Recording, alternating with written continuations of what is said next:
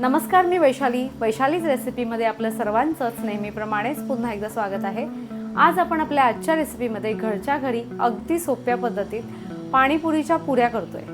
क्या बात है, चक्क पाणीपुरीच्या पुऱ्या आपण घरी करतोय। पाणीपुरी खायला सगळ्यांनाच आवडते, म्हणूनच तर भारतातील अत्यंत लोकप्रिय आणि सर्वांचीच आवडती स्ट्रीट फूड आहे।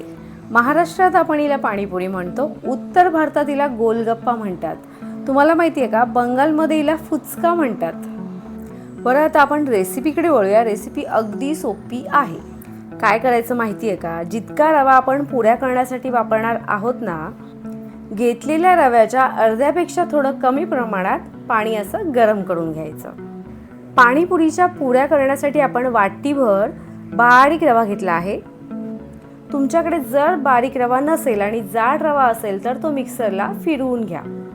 एक वाटी रव्यासाठी आपण चमचाभर मैदा घेतला आहे आणि त्याचबरोबर चवीपुरतं मीठ। बरं, आता घेतलेलं सर्व साहित्य असं व्यवस्थित मिक्स करून घ्यायचं आणि यामध्ये आपण गरम करून घेतलेलं सर्व पाणी घालायचं। तुम्हाला जर अंदाज नसेल आणि पुऱ्या जर तुम्ही पहिल्यांदाच करत असाल तर काय करायचं, लागेल तितकं थोडं थोडं पाणी घालून सर्व साहित्य एकत्र करून ते छान असं मळून घ्यायचं। पाणी गरम असल्यामुळे पीठ मळायला थोडासा वेळ लागतो। तुम्ही चमच्याच्या सहाय्याने सुद्धा घातलेलं पाणी सर्व साहित्यामध्ये असं व्यवस्थित मिक्स करून नंतर पीठ असं छान मळून घेऊ शकता। बरं, पीठ मळून झाल्यावर 15 ते 20 मिनिटं छान असं झाकून ठेवायचं। पीठ मळून 15 ते 20 मिनिटं झाल्यावरही पुन्हा पीठ छान मळून घ्यायचं। आपण रवा गरम पाणी घालून मळला होता बरोबर, आणि मळलेल्या पिठाला आपण 15 ते 20 मिनिटं रेस्ट दिली, त्यामुळेच रवा छान फुलतो आणि म्हणूनच पीठ मळल्यावर ते छान एकसंध होऊन जातं। अगदी पोळीच्या पिठासारखं वाटतच नाही की यामध्ये रव्याचा वापर केला आहे। आता या सर्व पिठाचे छान गोळे करून घ्यायचे। गोळे करून झाल्यावर ते आवर्जून झाकून ठेवायचे, त्यामुळे काय होतं ते सुकत नाहीत। बरं, आता या मळलेल्या पिठातीलच एक गोळा घ्यायचा, हातावर घेऊन तो छान एकजीव करायचा।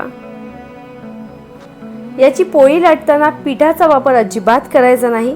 बरं, जर तुम्हाला तेलाचा वापर जर करायचा असेल तर तुम्ही तेलाचा वापर करू शकता।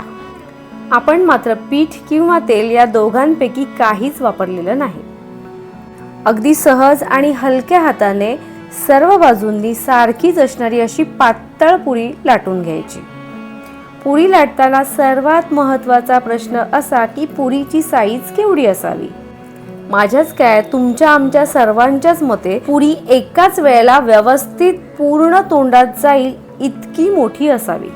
कारण पाणीपुरीची पुरी म्हटलं की ती आपण 2 वेळा अर्धी अर्धी करून ती खाऊ शकत नाही, आणि जरी तुम्ही खायचं म्हटलं तर तशी खाण्यात काही मजा पण नाही। त्यामुळे पाणीपुरीची पुरी साईजला लहान असेल तरी चालेल, पण मोठी नसावी।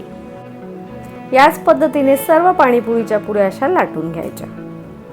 आपण लाटलेल्या पुऱ्या सुकू नये म्हणून काय करायचं, पुऱ्या लाटून झाल्यावर त्यावर एखादा कपडा घालायचा, त्यामुळे पुऱ्या सुकत नाहीत।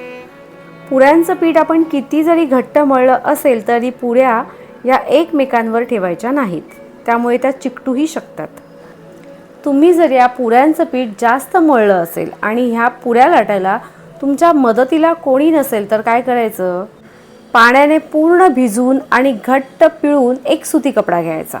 त्या कपड्यावर आपण लाटलेल्या सर्व पुऱ्या ठेवून त्या झाकून ठेवायच्या, म्हणजे त्या सुकत नाहीत। पुऱ्या लाटत असताना बऱ्यापैकी आपल्या पुऱ्या लाटून झाल्यावर काय करायचं, एक साईडला कढईमध्ये तेल घालून गॅसची फ्लेम मीडियम करून तेल गरम करत ठेवायचं आणि उरलेल्या सर्व पुऱ्या अशा लाटून घ्यायच्या। पुरी तळत असताना महत्त्वाची टिप्स अशी, प्रॉपर तेल गरम झाल्यावरच पुरी एका बाजूने अशी तेलात सोडायची। तेल प्रॉपर पाहिजे तितकं गरम असल्यामुळे काय होतं माहिती आहे का, जेव्हा पुरी आपण कढईमध्ये घालतो तेव्हा ती स्वतःहून कढईच्या बुडाजवळ जाऊन अगदी सहज वर येते आणि अजिबात न हलवता अगदी मस्त टम्म फुगते। पुऱ्या तेलात सोडत असताना नवशिक्यांनी मात्र अजिबात घाई करायची नाही। तेलात सोडलेली पहिली पुरी फुगून वर आल्यावरच दुसरी पुरी तेलात सोडायची, एका बाजूने पुरी प्रॉपर शेकल्यावरच ती दुसऱ्या बाजूला अशी पलटी करायची। बरं, एकाच वेळेला जास्त पुऱ्या देखील तळायच्या नाहीत। जास्त पुऱ्या घातल्यामुळे काय होतं, तेलाचं टेम्परेचर कमी होतं. तेलाचं टेम्परेचर कमी झाल्यावरही पुऱ्या क्रिस्पी तळल्या जातात, पण त्यात तेल जास्त खेचून घेतात आणि त्यामुळेच पुऱ्या तेलकट होतात. बरं, जर तुम्ही गॅसची फ्लेम हाय केली तर काय होतं, पुऱ्या तेलामध्ये सोडल्यावर दोन्ही बाजूने अगदी सहज कमी वेळात छान तळून होतात. पुऱ्या पातळ असल्यामुळे त्या कच्च्या राहण्याचा देखील प्रश्न येतच नाही.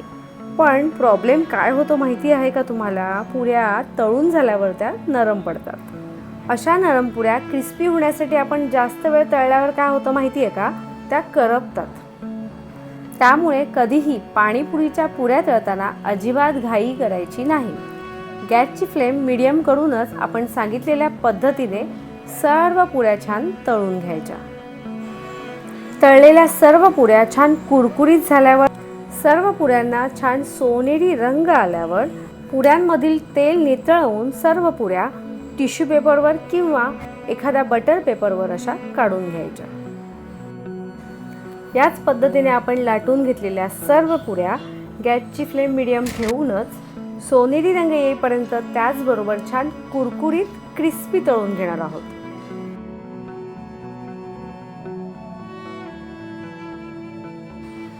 आहा, मस्त. पाहू शकता आपण पाणीपुरीच्या पुऱ्या सर्व छान क्रिस्पी तळून झालेल्या आहेत आणि त्याचबरोबर आपण तळलेल्या सर्व पुऱ्यांना रंग देखील सुरेख आलेला आहे.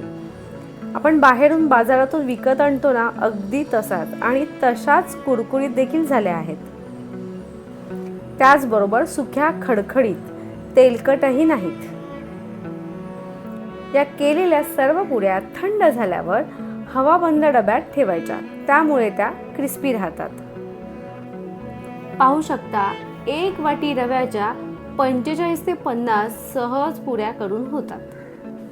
तुम्ही पाहिलंच असेल, अगदी कमीत कमी साहित्यात कमीत कमी वेळात पाहिजे तशा क्रिस्पी आणि घरच्या चवीच्या अशा पाणीपुरीच्या पुऱ्या आपल्या करून खाण्यासाठी तयार आहेत.